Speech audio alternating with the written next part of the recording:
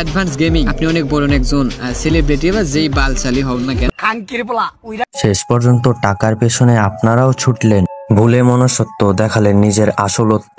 যেখানে মানুষ টাকার নেশায় নিজের বিবেক বিক্রি করে দেয়, সেখানে দল বদলে কথা বলা তো কোনো ব্যাপারই না। সো কথা বলছি আপনাদের সবার প্রিয় অ্যাডভান্স গেমিং এবং আমার প্রিয় ব্ল্যাক সাকিবকে নিয়ে।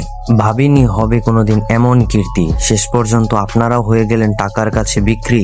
যদি এখন সাধারণ মানুষ হয় প্রতারিত, তাহলে তারা যাবে কার কাছে? কারণ এখন তো রোস্টাররাও টাকায় বিক্রিত। সো গাইস, আপনারা হয়তো ভাবছেন আমি এসব কি বকছি। আসল রহস্য জানার জন্য ভিডিওটি শেষ পর্যন্ত দেখতে থাকুন, আর আমি আপনাকে সবকিছু এক্সপ্লেইন করে বোঝাচ্ছি।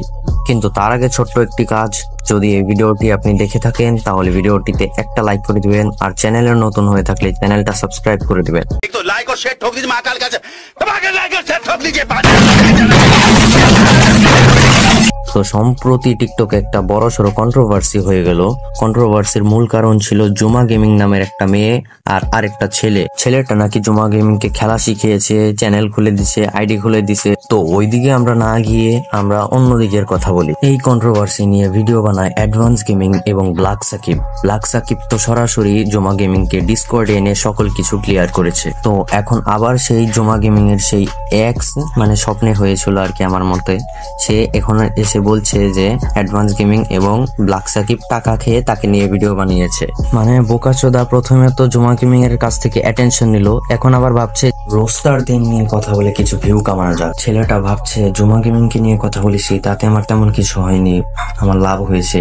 এখন সে ভাবছে রোস্টারদের নিয়ে কথা বললেও তার তেমন কিছু হবে না।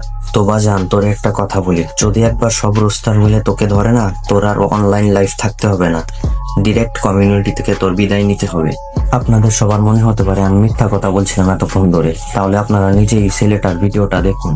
তো গাইস, তোমরা মনে করতেছো যে কেন আমি আবার এই টপিক নিয়ে ভিডিও বানাচ্ছি বা কেন আবার এই টপিক নিয়ে একটা ভিডিও নিয়ে আসলাম। তো দেখো, আমি কিন্তু ওই সময় ভিডিও করা বন্ধ করে দিয়েছিলাম, আর সব ভিডিও কিন্তু প্রাইভেট করে ফেলছিলাম বা ডিলিট করে ফেলছিলাম। আমি কিন্তু সেই সময় নিজে মানুষের কাছে ছোট হয়ে কিন্তু সবকিছু করছিলাম, মানে সে যেন মানুষের কাছ থেকে গালি না শুনে সবকিছু কিন্তু অফ করে দিয়েছিলাম। তারপরে কি করছে মানুষটা, তো যখন আমি এগুলো বন্ধ করে দিলাম তখন মানুষ ভাড়া করে আমাকে রোস্ট করে, মানে কি কইতাম, অ্যাডভান্স গেমিং কে আমাকে রোস্ট করেছে। যে কিনা মানে একটা মানুষকে যদি নিয়ে রোস্ট করে তাহলে তার বিষয়ে জানতে হয়, তার সাথে কথা বলতে। আর ওই অ্যাডভান্স গেমিং কি করছে, একজনের সাপোর্ট নিয়ে কথা, কারণ টাকার কাছে বিক্রি হয়ে রোস্ট করলে এরকমই রোস্টার পাওয়া যায়। তো যাই হোক, এগুলো ব্যাপার না। তো একটা কথাই বলি, অ্যাডভান্স গেমিং আপনি অনেক বড় একজন সেলিব্রিটি বা যেই বালশালী হন না কেন, মানে যদি রোস্টিং বা কোনো কিছু করতে চাও তাহলে অবশ্যই কিন্তু মানুষের সাথে কথা বলতে হবে। একজনের সাপোর্ট নেবা, একজনের কাছে বিক্রি হয়ে গিয়ে মানে মানুষদেরকে উল্টাপাল্টা একটা শোনাই দিলেন, মানুষ ওটা বিশ্বাস করে নিল, এটা কোনো কথা। অ্যাডভান্স গেমিং এর পাশাপাশি কিন্তু আছে আমাদের ব্ল্যাক সাকিব, যাকে কিনা টাকার কাছেও বিক্রি হওয়া দেখেছি। ভাই, তোরে আমি অনেক ভালো মনে করতাম আর ভালো রোস্টার মনে করতাম, আর তোর ভিডিও আমি দেখতাম। কিন্তু তুই যে এরকম ভাবে টাকার কাছে বিক্রি হয়ে একটা মেয়ের সাপোর্ট নিয়ে কথা বলি, একটা মেয়েকে ডিসকর্ডে নিয়ে গিয়ে কয়েকটা প্রশ্ন করলে, আর ওইটা নাকি হয়ে গেল রোস্টিং, আর ওইটা নাকি হয়ে গেল শোন। রোস্টিং হচ্ছে এইটা, যদি কারো ভুল থাকে তাদেরকে সংশোধন করে, যাদের যদি একটু ভুল দেখা যায় তাদেরকে একটু রোস্টিং এর নামে মানুষের কাছে বিক্রি হয়ে মানুষের সাপোর্ট নিয়ে কথা বলছে, এটা আবার কেমন রোস্টিং ভাই?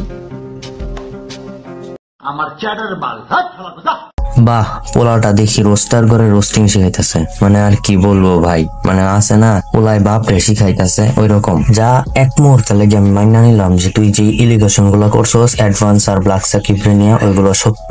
কিন্তু তুই যে তোর ভিডিওতে এতগুলা কথা বললি, এই কথাগুলোর মাঝখানে একবারও কোনো প্রুফ দেখাইছস, মানে প্রমাণ আছে তোর কাছে যে আসলে এটা ঘটছে? দেখ ভাই, আমার এই সব কথাগুলো একটা ওয়ার্নিং হিসাবে নিস।